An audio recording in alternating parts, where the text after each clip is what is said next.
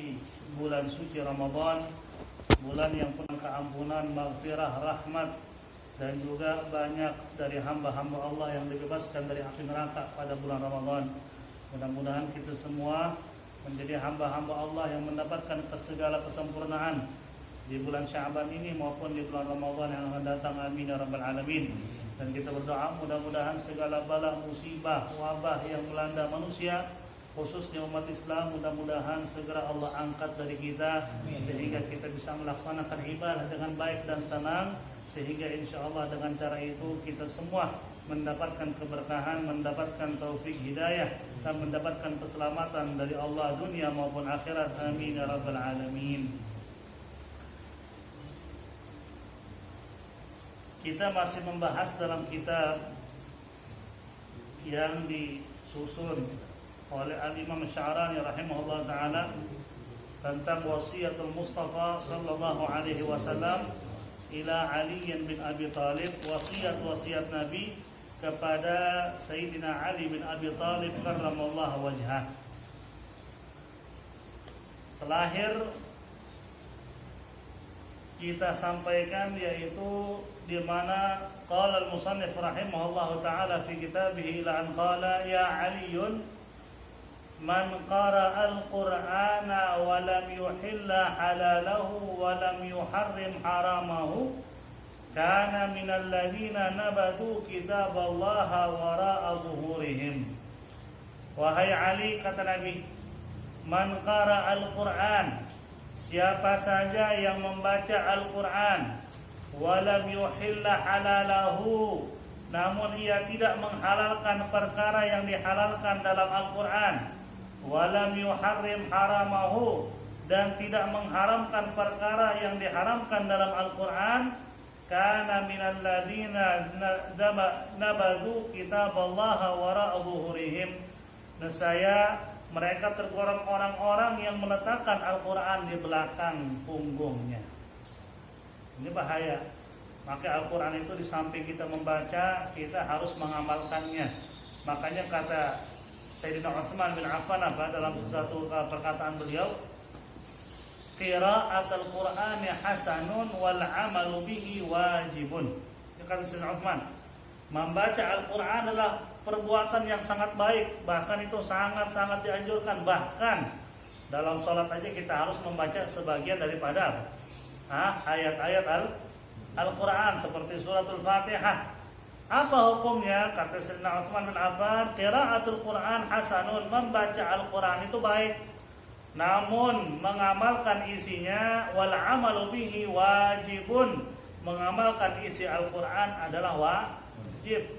Maka dalam hal ini kita senang ketika mendengar banyak di antara umat Islam menghafal Al-Quran, tapi kita jangan terlena bahwa di samping menghafalkan mereka harus mengamalkan.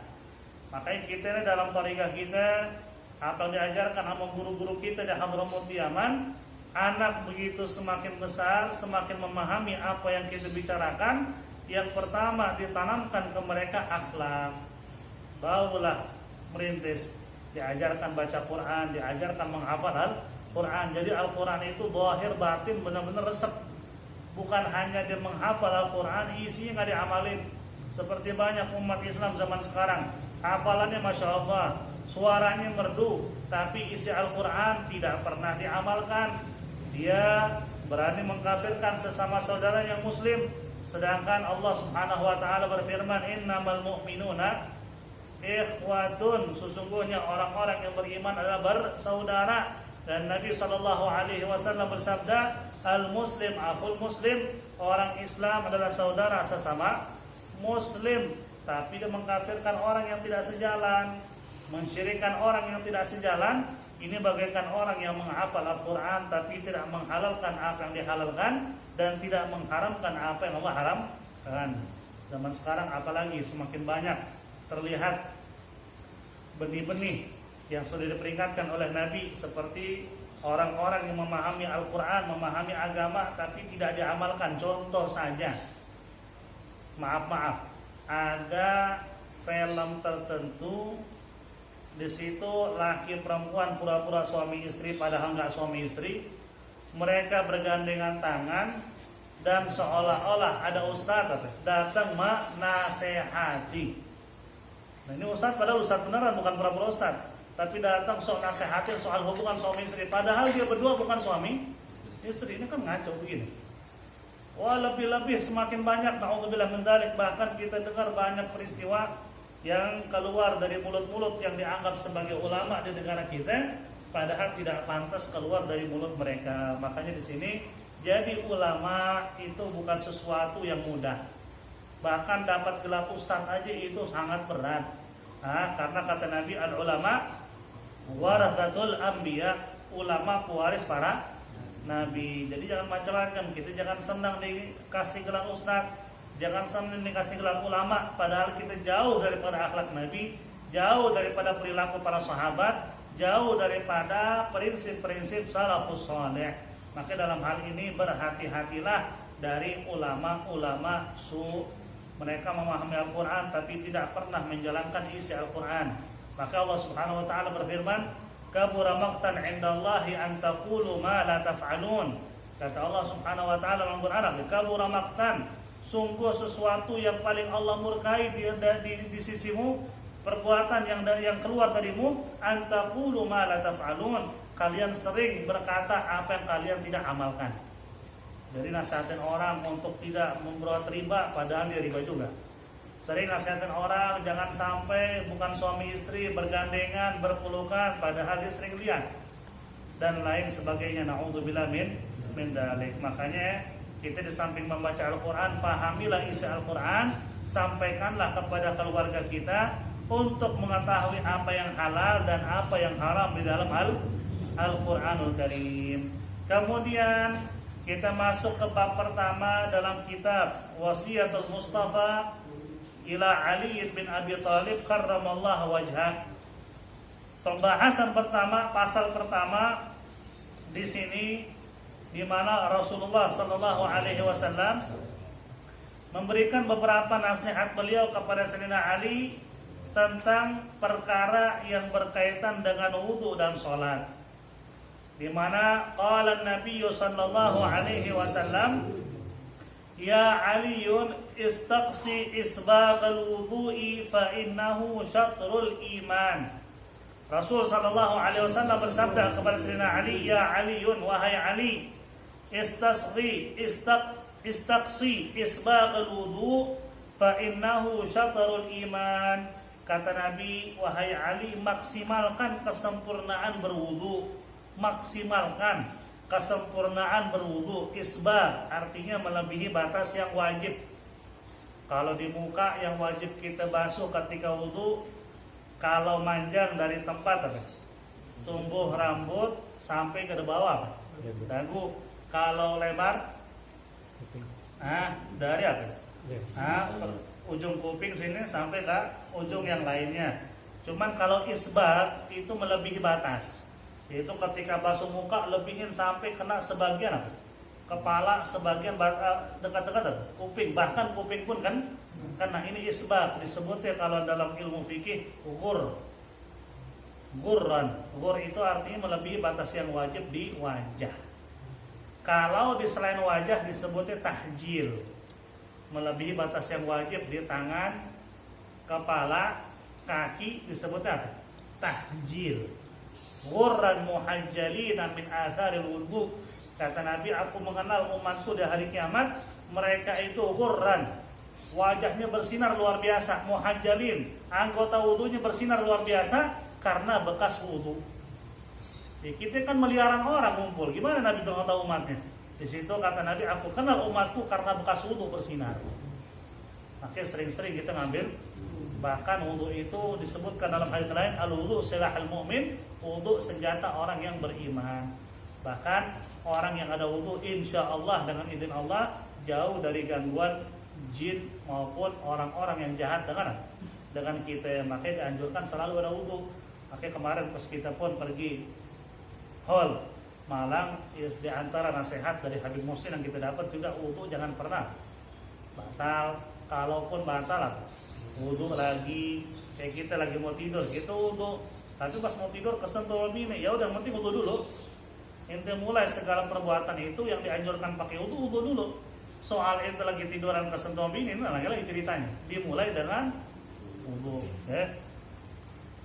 Ghurran muhajjalin, isbaghul wudu. Bahkan kata Rasul, maksimalkan, maksudnya kata maksimalkan di sini kata ulama melebihi batas yang wajib.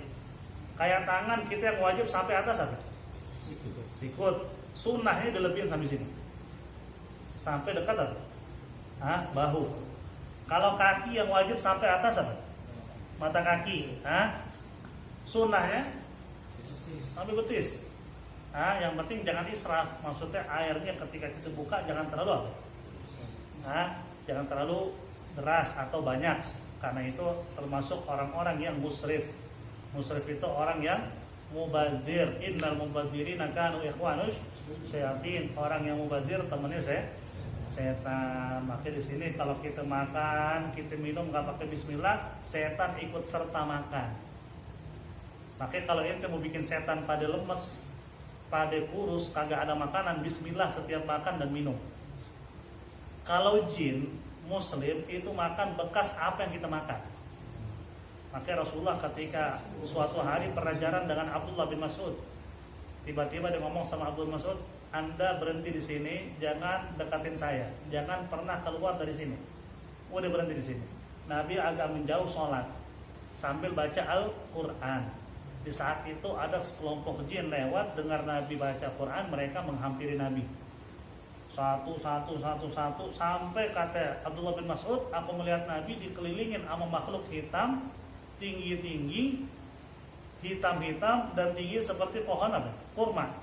Sehingga aku takut Nabi diapa-apain. Aku berdiri, kata Nabi diam di situ. Nabi tetap membaca Al-Quran sampai selesai dan mereka pergi. Di situ Nabi baru menjelaskan tadi sekelompok jin mendengarkan ayat-ayat Al-Quran. Setelah itu mereka memasuk agama Islam. Setelah itu mereka bertanya, tahu Zat, bekal buat hidup. Nanya sama Nabi, ya Rasul, bekal hidup kita ini jin apa? Kata Nabi, fikul ya'admin, setiap tulang yang bekas dimakan sama manusia, itu tulang begitu bersih, kalau kalian pegang jadi daging lagi. Terus kalau buat kita punya binatang ternak, makanannya apa ya? Emang jin punya binatang ternak? Ada di alam dia. Makanan binatang ternak jin itu kata Nabi, kotoran binatang manusia. Jadi kita punya kambing, kotorannya jadi makanan apa? Ternaknya alam jin. Makanya kalau kita bismillah, tulang sampai bersih kita makan, itu jadi makanan buat saudara kita dari kalangan jin. Cuman kalau setan makan bersamaan. Kita nggak pakai bismillah, dimakan bareng, dia kenyang. Bergaul sama bini kalau bismillah, kenyang juga setan. Udah makan bareng, dapat gratis semua kan? Maka disitulah kita bismillah biar dia nggak dapat apa-apa ya. Fa innahu syatrul iman, karena sesungguhnya kata Nabi hal itu adalah syatrul iman, bagian daripada iman. Syatrul iman, kalau bahasa syatrul itu setengah daripada iman. Tapi kata ulama bagian daripada iman. Sebagaimana Rasulullah mengatakan nikah syatrul nisful iman, falyattaqillah fi nisfit tsani. Nikah itu setengah daripada iman. Setengahnya lagi dengan takwa. Setengahnya dengan nikah dengan takwa. Maka orang itu kalau menikah sudah dapat setengah daripada keimanan. Separuhnya dicari dengan ibadah yang lain. Fa idza tawadda'ta fala tusrif fil ma, dan apabila kamu berwudu wahai Ali, fala tusrif fil ma, maka jangan engkau boros dalam menggunakan air. Maka apalagi di masjid khususnya tempat wakaf, kita nggak boleh boros, haram, karena itu milik umat. Kalau milik kita sendiri makruh. Di rumah itu buka keran kencang banget padahal nggak butuh, cuma kencang aja begitu musrif, kita mubadzir, itu makruh. Cuman kalau tempat wakaf haram. Sekarang kan banyak orang geblek. Kalau bahasa kasarnya kita nih, kenapa kita bilang geblek? Emang banyak orang geblek sekarang. Masjid musola udah jelas-jelas masjid musola, datang ke situ diparkirin motornya, dicuci motor pakai air masjid musola. Emang air itu haram gak itu? Haram. Bahkan yang kita dapat kabar juga yang ngelaku juga Dari kalangan ustadz juga lagi. Nggak paham agama, apa pura-pura nggak paham apa gimana? Kita nggak boleh menggunakan air masjid melebihi batas yang kita perlukan. Kalau mau gunain, kita izin sekaligus kalau bisa kita di sini ada infak. Kayak model-model orang-orang kalau dagang suka ngambil air dari apa? Masjid itu kasih buat infak, masukin kotak. Itu ngambil 2 ember, masukin 10.000 dalam kotak. Nah, niatin amal, jadi ada timbal balik buat masjid. Jangan gunain air masjid tanpa tidak ada amal di sini. Karena kan masjid ada listriknya, itu gunain air juga listriknya nyala, dan lain sebagainya. Maka di sini rumah Allah nggak boleh kita pakai airnya melebihi batas yang diperlukan. Yang diperlukan seperti apa? Kalau ada kamar mandi ya buang hajat sekaligus wudhu, mandi nggak boleh. Kalau itu mandi di masjid harus ada apa? Infaknya. Mandi di masjid harus ada infaknya. Kalaupun nggak ada, ya udah besok lusa begitu ada itu mampir itu kasih. Karena itu gunain air udah melebihi yang dibutuhkan. Itu sebaiknya seperti itu. Kemudian faida faragta min tuhrin faqra, apabila kamu selesai dari wudumu hai Ali, maka hendaknya kamu baca inna anzalnahu fi lailatul qadri min ba'di ghaslil qadamain. Setelah membasuh kedua kaki berarti selesai wudu ya. Selesai wudu baca inna anzalnahu fi lailatul qadri 10 marratin, 10 kali. Inna anzalnahu fi lailatul qadri wa ma adraka ma lailatul qadri sampai akhir 10 kali. Apa faedahnya Rasulullah? Yufarrijullahu hammuka, maka Allah akan melampangkan kesusahanmu, diangkat kesusahan kita. Itu susah dalam segala hal. Kalau ambil wudu, baca habis wudu inna anzalnahu fi lailatul qadar 10 kali. Ada hadis lain bilang wajahmu akan diberikan nur atau cahaya. Kita biasanya ngamalin inna anzalnahu yang diajar sama guru-guru itu, habis baca doa selesai wudu kita inna anzalnahu 3 kali. Itu mendapatkan cahaya. Kalau 10 kali diangkat kesusahan kita. Amalin, yang penting yakin sama Nabi. Karena bilang zaman sekarang orang udah gak yakin sama Allah, apalagi sama Nabi. Makanya Nabi bilang di sini, kita ini ketika semakin menjauh dari agama Allah, semakin menjauh dari taat kepada Allah, semakin jauh dari masjid rumah Allah, ini yang terjadi. Memang kita di sini patuh dan wajib tunduk kepada aturan pemerintah, pemimpin itu wajib. Disuruh di rumah jangan di masjid, kita patuh. Tapi emang kita harus tahu bahwa emang tempat terbaik buat kita sembuh sebagaimana guru-guru kita bilang masjid. Tempat kesembuhan di rumah Allah.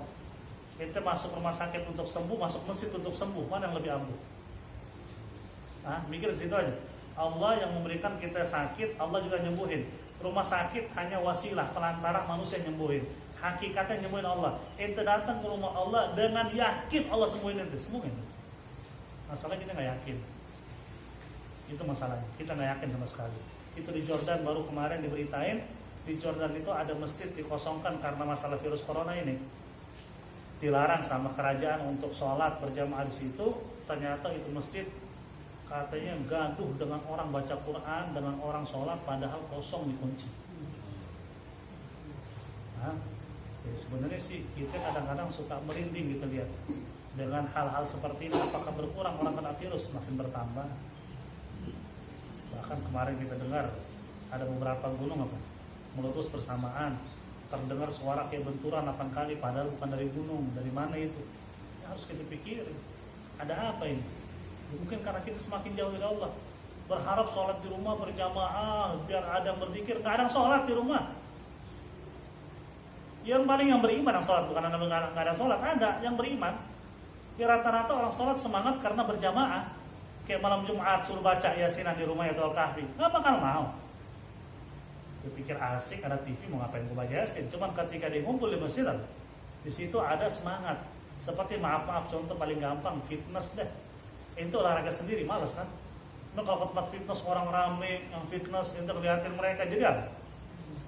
Jadi kayak ada daya tarik, jadi semangat. Nah itu manusiawi. Itu nggak mungkin semangat melaksanakan sesuatu sendiri kecuali itu orang beriman. Iman itu sempurna sih.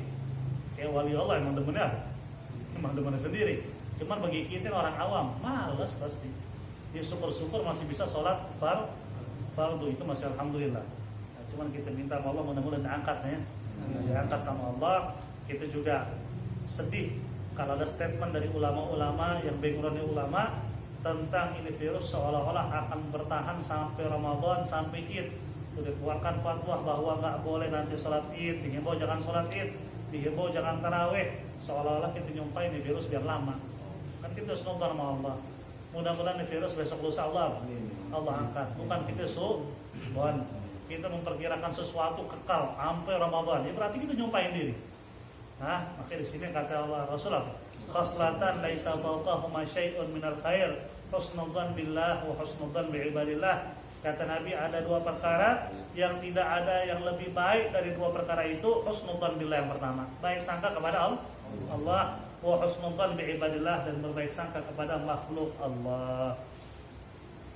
Ya Aliyun idza faragta minat taharati faqud ma'an wamsah biyadaika ragabatika wa qul subhanakallahumma wa bihamdika asyhadu an la ilaha illa anta astaghfiruka wa atubu ilaik. Ini salah satu cara. Ada banyak hadis seperti Habib Umar ngajarin kita kalau wudu habis basuh telinga, basuh leher sekali. Ini ada pendapat dijelaskan sama Imam Nawawi, tujuan basuh air leher sekali itu kita di mata orang-orang miskin, fakir miskin, meskipun kita kaya raya, mereka kalau melihat kita kayak orang biasa. Jadi orang fakir miskin, orang yang nggak punya, ketika melihat wajah kita, dia nggak ngerasa kita udah lebih dari dia, menganggap kita kayak orang biasa, padahal kita orang kaya raya. Nah, itu faidahnya yang disebutkan sama Imam Nawawi. Nah, ini salah satu cara juga yang Nabi ajarkan kepada Sayyidina Ali, yaitu selesai wudu, kelar wudu, kata Nabi, ambil air pakai kedua tanganmu, basuh apa? Tengkuk atau leher ya. Basuh sekali sambil baca subhanakallah wa bihamdika asyhadu an la ilaha illa anta astaghfiruka wa atubu. Ini biasanya doa yang kita baca buat apa? Ya, bangun dari majelis mau pergi baca ya. Kata sebagian ulama menjelaskan sebagaimana disebutkan oleh Nabi juga, ketika dibaca dari suatu majelis kita bangun, kesalahan yang terjadi di majelis, mungkin kita mengeluarkan kata-kata kasar, kotor, itu diampunin sama Allah gara-gara kita baca doa tersebut. Ini juga termasuk dibaca setelah wudu, ambil air dengan kedua tangan, basuh leher, baca ini doa juga. Itu yang diajarkan sama Nabi kepada Sayyidina Ali bin Abi Thalib. Kemudian apa? Tsumma anzur ilal ardh. Sesudah kita basuh, kita baca subhanakallahumma bihamdika sampai akhir tadi, maka kedua matamu pandanglah ke bumi, maksudnya ke lantai, dan katakanlah asyhadu anna Muhammadan abduka wa rasuluk. Aku bersaksi bahwa Nabi Muhammad adalah hambamu dan utusanmu ya Allah. Baca itu. Fa inna man qala hadza ghafarallahu lahu kulla saghiratin wa kabiratin. Karena kata Nabi, sesungguhnya siapa saja yang membaca bacaan tadi yang diajarkan oleh Nabi, pandang ke lantai atau ke bumi dan baca asyhadu anna Muhammadan abduka wa rasuluk, faedahnya kata Nabi, ghafarallahu lahu kullu saghiratin wa kabiratin, maka Allah akan memberikan ampunan baginya dari semua dosa kecil maupun dosa besar. Oh, lantas mungkin nanti ada ulama bilang itu hadis dhaif. Itu hadisnya tidak mendasar, amalin aja. Itu bukan malaikat lagi mengukur-ukur punya dosa, punya pahala.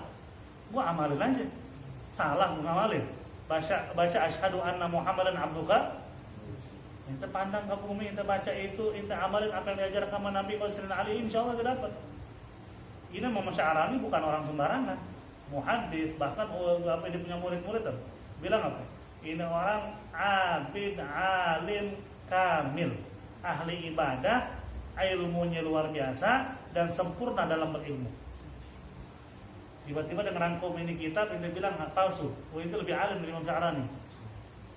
Ini udah ngaco. Kita amalin akan diajarkan sama Nabi sebisa kita. Cobalah mulai sekarang, habis wudu begitu kelar, ente basuh leher, ente baca asyhadu alla subhanakallah wa bihamdika asyhadu an la ilaha illa anta astaghfiruka wa atubu ilaik. Pandang mata ke bumi, baca asyhadu anna Muhammadan abduka wa rasuluh, amalin. Ya Aliun innal malaikata yastaghfiruna lil insana ma dama ala taharatin wa lam yahduth.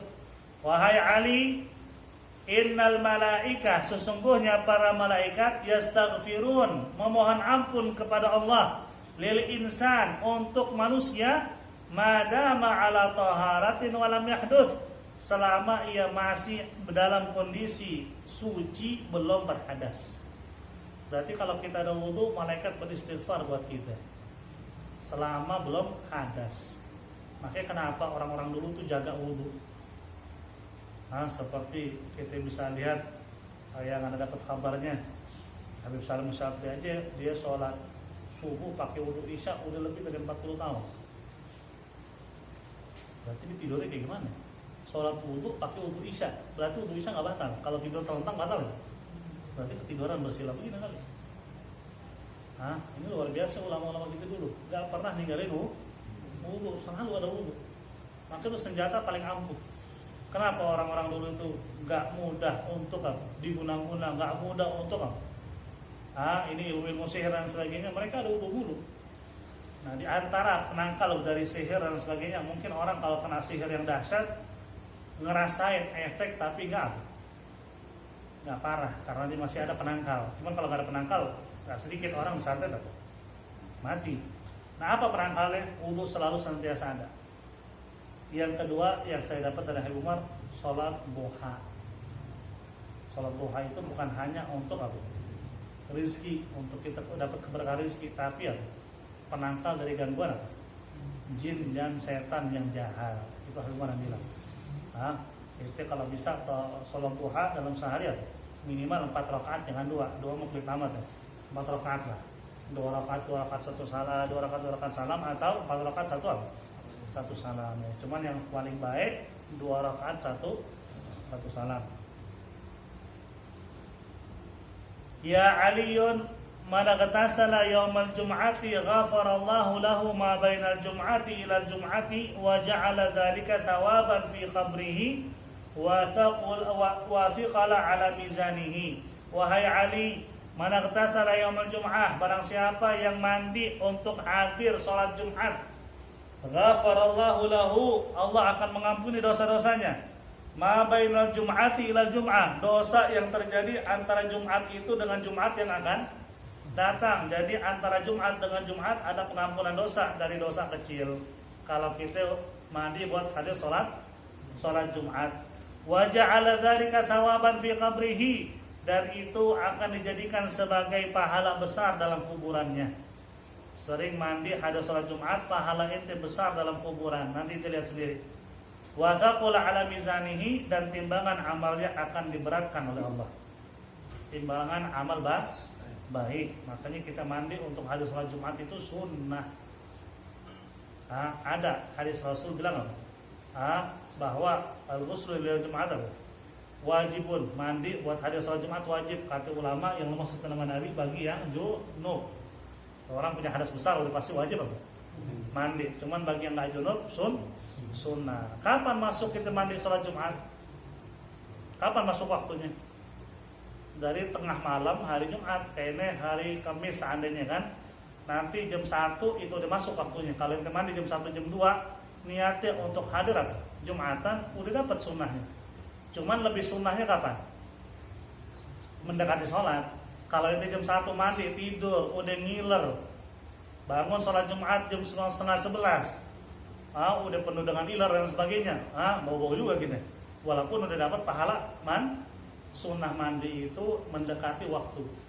Jadi kalau ente hadir sholat Jumat tadi jam 11, jam 10 ente mandi 10:30 udah jalan menghadiri sholat Jumat, itu lebih sunnah biar kita wangi ketika hadir sholat Jumat berjamaah. Inilah agama Islam selalu mengajarkan kita kebersihan. An-nadhafatu minal iman, bersih itu bagian daripada iman. Maka jangan sampai kayak maaf kita makan bawang, itu bagus buat kesehatan, bawang putih, bawang merah. Habib Umar juga nganjurin. Ente mau terhindar dari virus corona, tidak angkatnya Habib Umar bilang apa? Kul thum wa basal. Makan bawang putih, bawang merah. itu bagus. Cuman kalau menjelang sholat, kalau bisa jangan, karena akan mengganggu orang yang sebelah gitu. Nah, kita sendawa, masya Allah ada baunya deh. Nah, kalau dia demen baunya, ada orang demen bau bawang, ada. Nah, seperti bau durian, ada yang demen, ada yang pingsan juga yang bau durian, sama. Cuma rata-rata orang nggak suka dengan bawang, menyengat ketika lagi ibadah yang tersendawa, ya langsung fatihahnya ngaco sebelah gitu. Nah, itu dianjurkan enggak? Itu Islam. Nggak boleh keluar bau yang tidak baik dari kita ketika sholat berjamaah.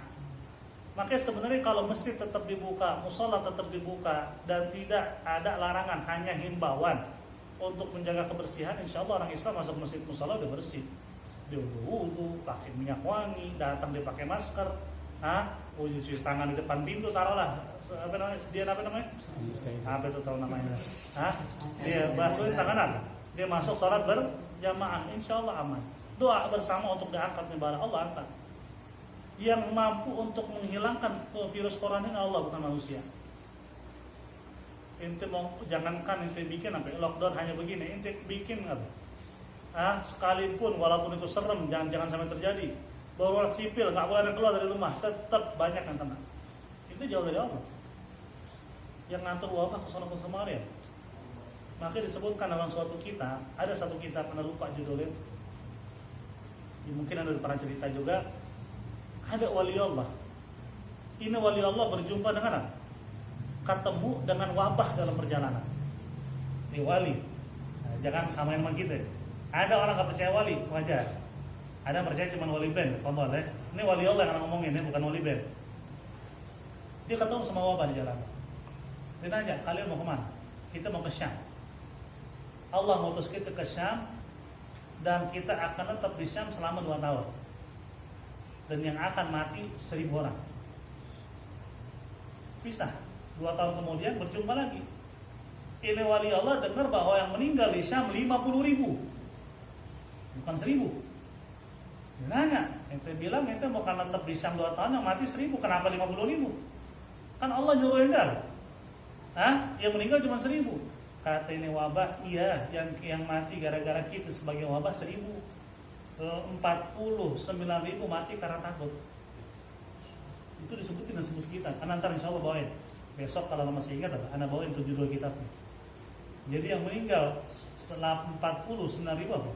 Karena rasa. Sekarang bagaimana ente bisa nangkal virus corona yang ketakutan?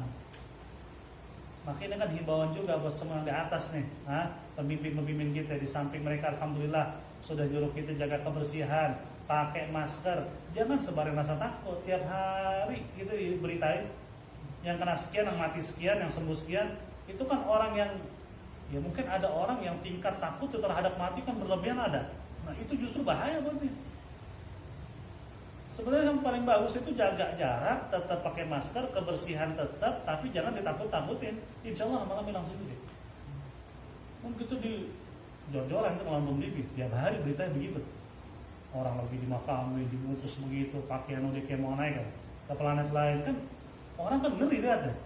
Jadi orang imun tubuhnya semakin anjlok gara-gara takut. Makanya kenapa anak kecil jarang yang kena? Mereka nggak ngerti virus corona, makanya mereka nggak kena. Imun tubuhnya, kekebalan tubuhnya stabil. Nah kita ketakutan kena. Nah disitulah makanya harus kita punya keyakinan. Memang kita tetap menjalankan prosedur yang pemerintah kita lakuin, tapi jangan berlebihan takutnya. Itu berbahaya buat kita ya. Yakin kepada Allah, jalanin apa yang disuruh, dan kita tambah dengan zikir yang diajarkan sama kita punya salaf sama Nabi. Nabi suruh kita baca Bismillahirrahmanirrahim la yadurru sampai akhir pagi dan petang. Insyaallah lam yadurruhu syai'. Dalam Sahih Bukhari itu tidak akan ada sesuatu yang membahayakan dia. Lakuin.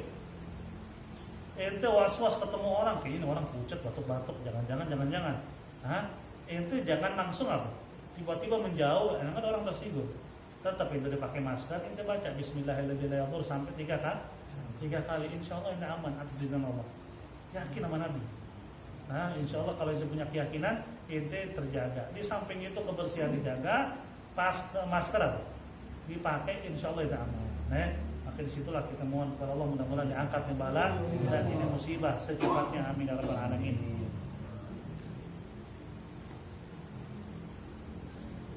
Wallahu a'lam bishawab. Sampai sini dulu. Insyaallah kita teruskan lagi pembahasan kita tentang wasiat dan nasihat Nabi sallallahu alaihi wasallam kepada Sayyidina Ali bin Abi Thalib karramallahu wajhah. Wallahu a'lam bishawab. Ada pertanyaan?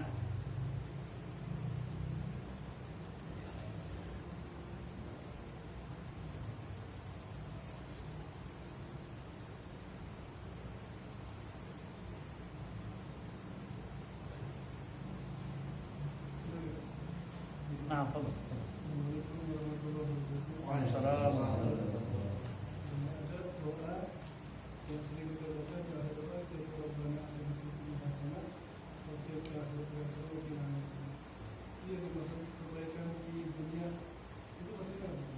Kebaikan di dunia itu semua kebaikan yang membuat kita dengan kebaikan itu ingat Allah, dekat sama Allah. Itu kebaikan maksudnya. Contoh, rezeki, kebaikan enggak? Kalau itu rezeki membuat kita dekat sama Allah, itu kebaikan. Dapat duit, tapi membuat kita dekat sama Allah, itu jadi bersedekah, itu jadi beramal, itu kebaikan. Itu yang disebut dengan kebaikan di dunia. Semua bentuk rezeki, kayak bentuk kesehatan, kayak bentuk apa? Bentuk kehidupan yang selalu normal, semua selama itu dalam koridor membuat kita dekat sama Allah, itu kebaikan di dunia maksudnya. Semua rezeki, istri, anak, sehat, selama itu semua membuat kita dekat dengan Allah, itu yang disebut dengan kebaikan dalam doa. Rabbana atina fid dunya hasanah, kebaikan di dunia itu semua yang kita alami dalam hidup kita, tentang rezeki, tentang anak, tentang istri, yang membuat kita dekat dengan Allah, itu kebaikan.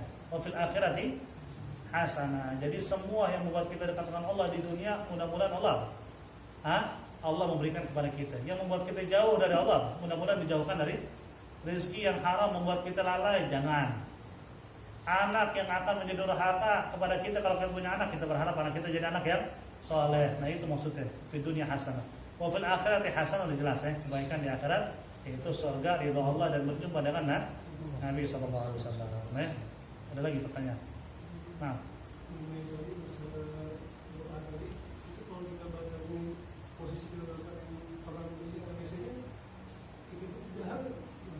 Nah, enggak. Kalau seandainya di tempat yang seperti itu, baca di hati aja. Ya. Kalau doa yang apa nih?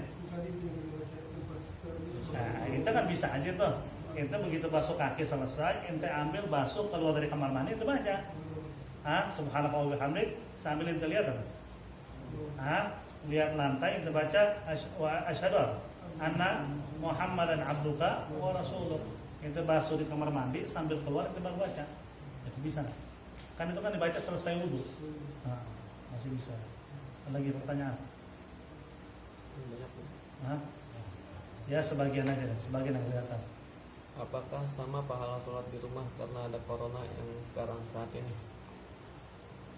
Kalau untuk pahala sama apa kagak, wallahu a'lam. Karena dari guru-guru kita ini berbeda. Kalau bahasa guru kita, guru aneh, masjid tempat kesembuhan. Ente mau sembuh di masjid. Maksudnya di sini dari bahasanya emang dianjurkan di masjid. Cuman kalau sampai pemerintah setempat mengeluarkan aturan bahwa nggak boleh sholat di masjid untuk mencegah penyebaran corona, nggak boleh jumatan, di rumah aja, kita patuh wajib. Nah, bagaimana kita bisa dapat pahala sebagaimana kita sholat di masjid? Hati tetap ta'alluq di masjid. Walaupun di rumah hati tetap sedih, kalau pengen ngerasa sholat di masjid, insya Allah dapat pahala seperti sholat di masjid. Innamal a'malu, itu sahabat caranya. Yang penting hati ta'alluq, selalu ada di masjid hatimu. Karena ini memang himbauan dari pemerintah, kita nurut. Meskipun sholat di rumah, tetap hati berharap di masjid. Insya Allah dapat pahala seperti sholat berjamaah di masjid. Karena Allah melihat niat kita apa. Kemudian kalau sholat pakai masker itu hukumnya gimana? Boleh, yang nggak boleh itu nutupin jidat. Jidat maskeran. Itu sholat di masjid berjamaah masker di jidat. Ya orang gila, boleh masker di jidat. Masker itu kan di mulut sama hidung. Mulut, hidung kena bumi, kena tempat sujud ketika sholat itu sunnah. Yang wajib, makanya kan caranya kan begitu sujud jidat dulu baru hidung. Hidung itu sunnah. Yang wajib jidat. Jidat kebuka sah. Walaupun dipakai masker, yang penting dia baca kedengaran. Jadi imam dia baca pun nggak kedengaran suara dan hurufnya tidak berubah, itu sah. Cuman kalau seandainya jadi imam apalagi jauh jaraknya sih sebaiknya imam bukanya masker kan ngadep sono. Kelar salam dipakai lagi sambil zikir, nggak masalah. Jadi maskeran sholat itu nggak membatalkan dan tidak pengaruh terhadap sahnya sholat. Lagi. Mau nanya, doa niat bekerja menjadi nilai pahala ibadah. Doa niat bekerja supaya jadi nilai Ibadah. pahala ibadah. Keluar pakai doa. Ketika keluar mau kerja dari rumah kan diajarin sama Rasul, bismillahi amantu billahi tawakkaltu 'alallahi la haula wala quwwata illa billah, bismillahi majriha wa mursaha inna rabbil ghafurun rahim. Dalam hati kita kerja nih, kita apalagi punya anak, kita kerja demi anak dan bini, itu pahala ibadah. Ente kerja buat punya anak, ada lebih mengasihi orang tua, ibu dan bapak, itu pahala ibadah. Yang gak pahala ibadah itu ente nyari kerjaan, nyari duit, ente kumpulin supaya pamer punya kendaraan bagus, pamer. Nah ini lain lagi, niatnya dari awal nggak beres. Ente niatnya buat keluarga itu ibadah.